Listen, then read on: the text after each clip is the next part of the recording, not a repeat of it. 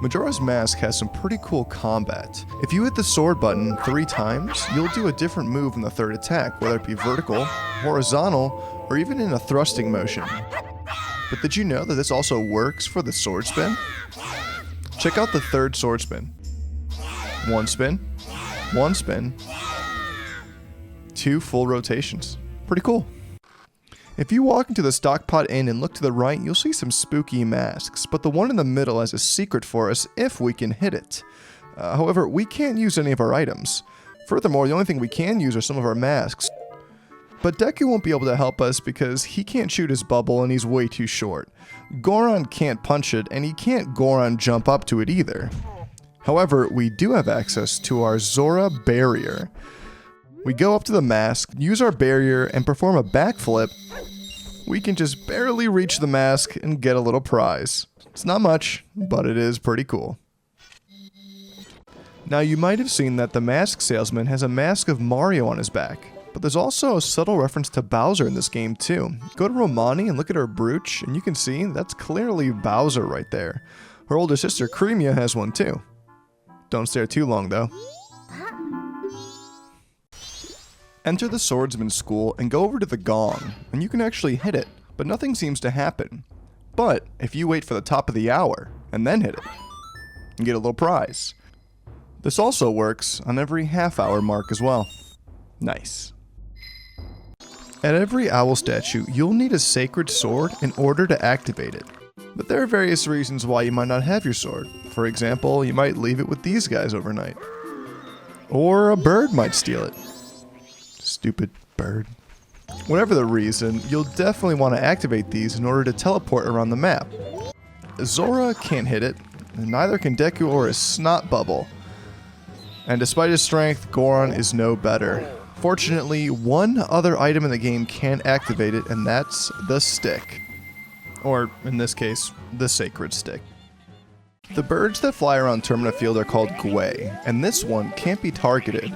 And if you kill it, it doesn't drop anything. This Gwei just flies in a circle all around town. But if you play one of the 4 main temple songs, then you'll find one of the most well-hidden secrets in the game. Get on your trusty steed as fast as you can and chase it as it drops all sorts of rupees, leading off with a big 20 at the end, before eventually flying away into the sky. Now, it doesn't end here. You can also do this as Goron, because Goron can go about as fast as Epona. However, the Gwei will recognize this and drop a different item set because of this. It will leave off with a 20 before again flying away. Pretty obscure. Head to the observatory and go up the stairs and ask the old man to look through the telescope. You'll see your typical things like Majora and that flying Deku scrub. But there's one more secret, and that's right, more Gwei content. If we follow the Gwei all around Termina Field, he'll eventually drop a little reward for us. He drops a red 20 right in the middle of the field, and there's this guy too. Rush out into Termina Field and go look at our rupee, and this thing is enormous. It's as big as Link himself. As a side note, after getting that reward, you can see that that guy, he's no longer here. Weird. Gwei, seen in both Majora's Mask and Ocarina of Time.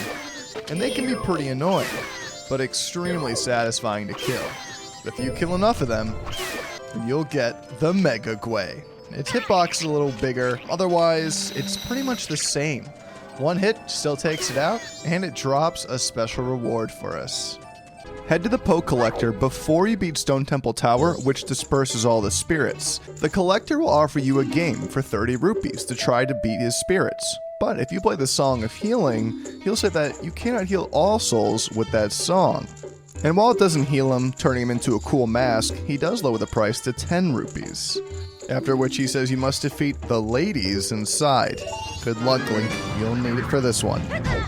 There are plenty of ways to make money in East Clocktown. For example, hop over the Town Guard exit and jump across the 2 targets from the Honey and Darling minigame. Head around the back of the Town Shooting Gallery to pick up a cool silver rupee. But check out these targets that we jumped across. Just like in the minigame, you can shoot them outside as well, and even use the snot bubble. That basket, that's right, you can also throw a bomb in there as well, but when you do, it hits not only the basket, but also the targets as well. And if you're crazy enough, you can use the bomb mask. Head on to the Goron Race track and we'll do some racing today. Now take note of this timer in the top left-hand corner. Now Goron Racing's tough because you need to get magic, fight off other Gorons, go off ramps before inevitably being run over just to fall in second place with a time of 1 minute and 13 seconds. Now what if I told you this game had the most insane Mario Kart rubber banding ever? As in, no matter how fast or slow you could go, you would always catch up to them or they would catch up to you. So instead, we're just gonna wait here. We're just gonna wait.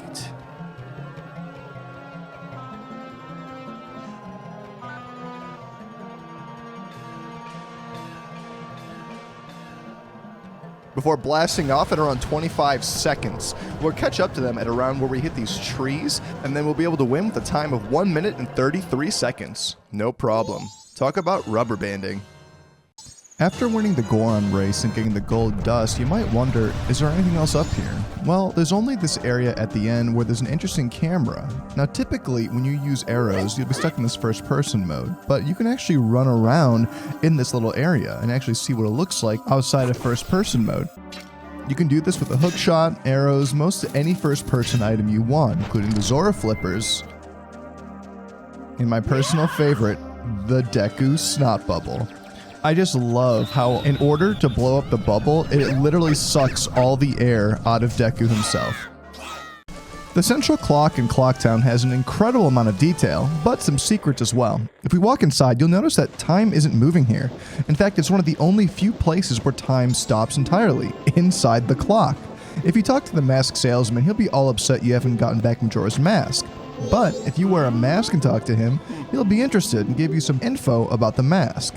Additionally, take a weapon and walk outside and shoot the center of it for a nice little prize. Cool. Exit the western side of Clocktown and look up outside Termina to see this Clam Shell. If you shoot it right at the base, you'll get a little surprise for your efforts. But it doesn't stop there. If you look to its left, you'll see some regular bricks with no marking at all. But if you shoot right here, that's right, another secret from seemingly nowhere appears. Talk about completely obscure, but cool. Enter the Stockpot Inn on the final night and go up into the employee lounge. Inside, you'll be able to see Anju and Kaffee's marriage ceremony mask, along with a chest that contains a silver rupee. Now what's cool is that if you manipulate the camera in such a way, you can see that those things actually aren't loaded until you actually walk into the room. Pretty cool. Yay! Head to the Astro Observatory and listen. That's right, a cucko. One of the few cuccos in the game is actually here, locked away in a little cage with his own little artwork. He can actually be targeted, which is interesting. Makes me think he's an enemy. If we do beat him up, you'll notice that he has his own little unique animation, which could be seen in Ocarina of Time. But there's no cutscene this time. He's still invincible, and he will summon endless waves of cuccos to destroy us. Doing 1 heart of damage per hit, these are one of the strongest enemies in the game. And all the while, the Scarecrow just watches and smiles. If you happen to be at the laundry pool the second day, jump in the river. You'll notice that there's a couple of rupees just beyond this grate over here that we can't quite reach. Lucky for us, they're moving downstream. So if we just wait until the night of the second day, we'll be able to see that those rupees have actually moved downstream. However, wait until the final day and it will be too late as the river has moved the rupees all the way down current beyond the furthest grate. Oh well. Speak to the Swordmaster wearing any mask to get some cool dialogue. Wear the Great Fairy mask and he'll say it's so beautiful, he'll lose his focus just looking at us. He could keep it for us. Wear the All-Night mask and he'll think he's boring you to sleep. Rude. If you wear any other mask, he'll just groan away. But if you wear the Mask of Sense, he takes it personally, saying that he does not stink and bathes at least once a month. On the final night, head to the swordsman school once again and go talk to the swordmaster. And he'll say there's rumors about the moon about to fall and that tonight he shall cut the moon into pieces, and uses this as a sales pitch to get you to take his class. But if we do wait until tonight, he'll kick us out, saying he has to unite his spirit to cut the moon. If we try to re-enter, he'll say he's focusing his spirit. But if we wait another hour until midnight, we can re-enter and see that he's gone. And all that's left is a sign that says he's on vacation, don't look for him.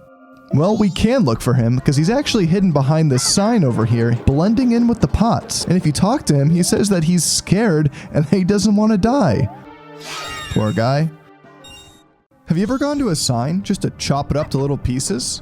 You might think to yourself, oh no, what did that sign say? I'll never know. Well, if you play the Song of Healing, fret not, because the sign will magically be healed.